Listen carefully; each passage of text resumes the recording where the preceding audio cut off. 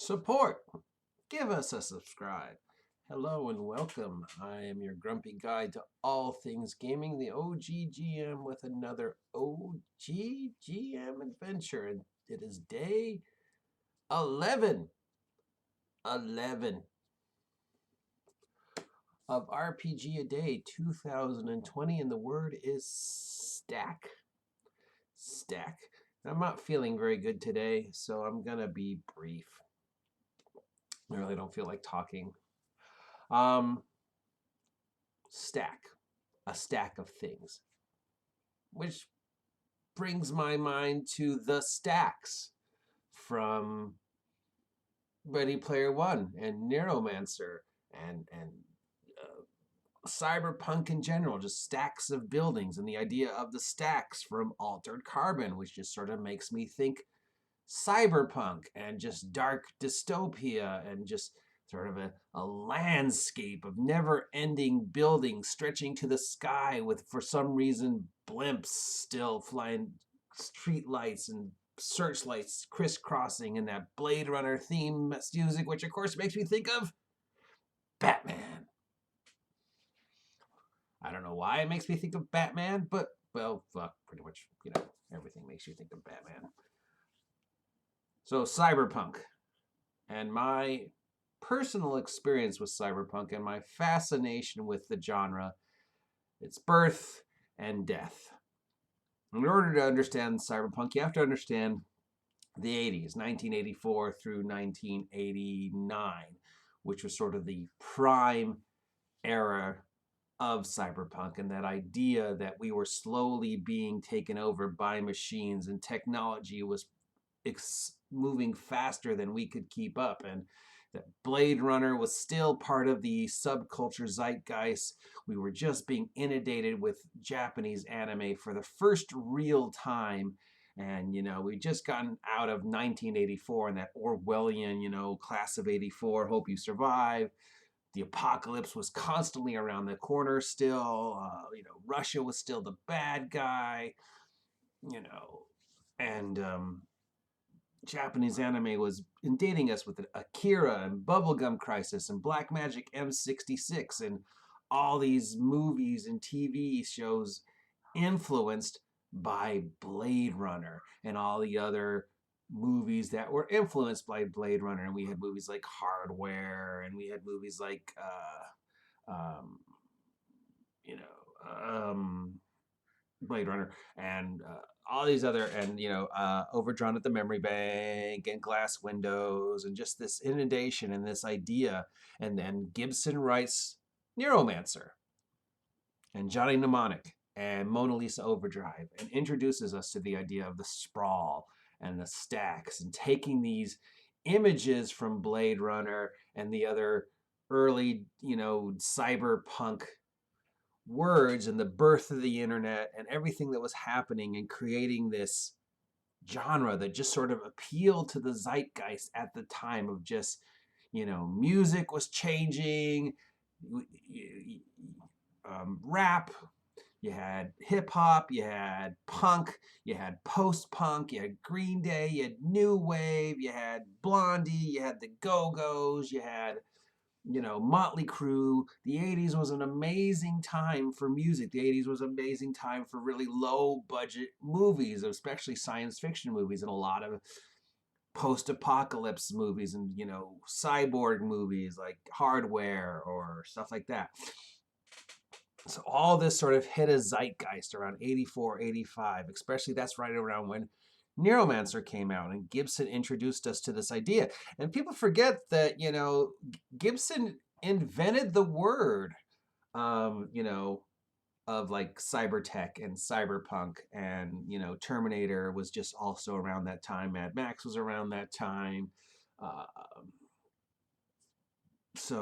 and the words like, the net and cyberspace were all words that Gibson had invented. And as he said so himself, and you never let me live it down.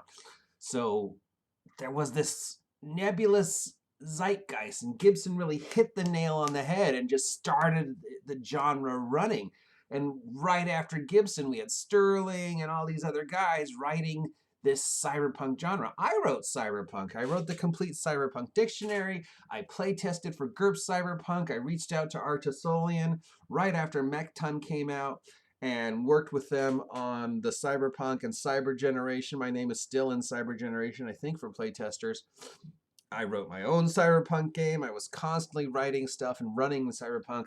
I was dressing cyberpunk. I had a mohawk and the Blade Runner black trench coat, and I walked around talking into monotone for some reason and always listening to the soundtrack from Blade Runner.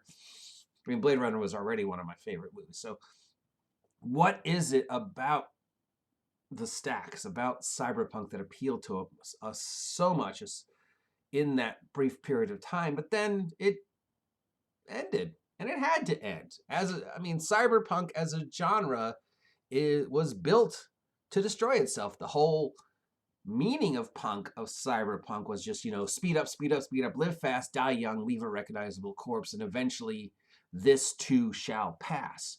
We will overcome the adversity of this dystopian future and burn ourselves out trying to fight for a better future, even if there's no place in it.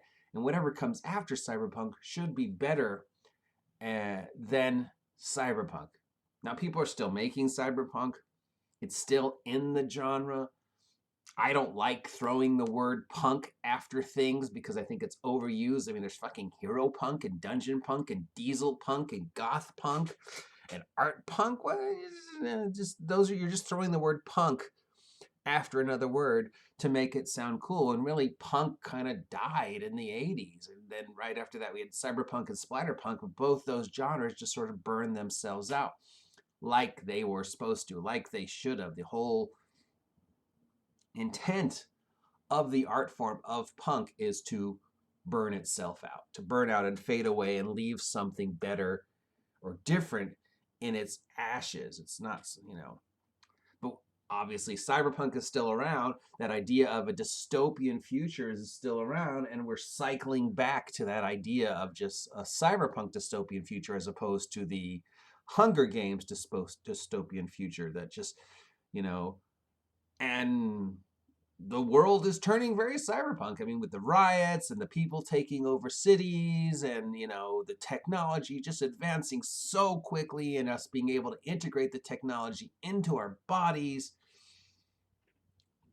in such a fast way that, Gibson obviously often regrets the future that he predicted because so much of it has come true. I mean, vending machine culture, in Japan and the Orient and Taiwan and Korea, where you can get anything you want, from food to books to entertainment, to now cars to brooms, from vending machines, to eventually weapons if you're not getting them from vending machines already. Robots are everywhere.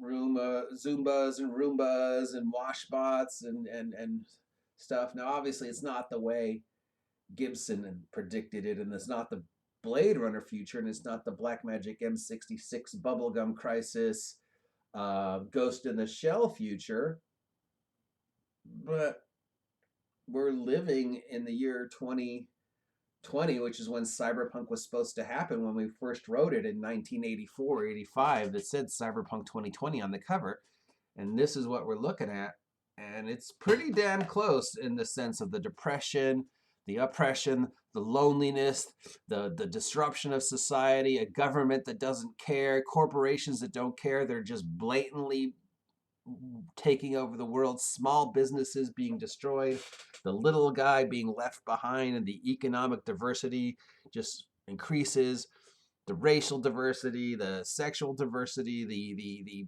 the constant feeling of so many individuals like myself just being pressed under by this depression and this loneliness and this global pandemic that nobody understands, and this economic pandemic that nobody understands. So of course we're reaching out to the ultimate personification of everything we're seeing now, and that's punk, and that's cyberpunk, and that's why that dystopian image of like the Hunger Games and books like that is now being replaced by something that we were doing in the 80s, which is cyberpunk, because this is the future we're seeing. We're seeing the future that Gibson and Sterling and Artisolian and Steve Jackson and I and Keating and those guys predicted in 1984, 85 come true. Maybe not exactly the way we saw it, because we don't have giant glass pyramids jetting out flame into a beautiful, stark, city of skyscrapers that is both horrifying and yet beautiful. Because let's face it, the imagery in Blade Runner is fucking beautiful. It's part of the reason why I love it so much. That Vangelis soundtrack, the scape over the forest of skyscrapers, the strange gigantic metallic triangles just jutting out flame for no reason whatsoever. Just that LA skyline personified and amplified to the thousandfold that is Blade Runner and Blackmagic M66 and Ghost in the Shell.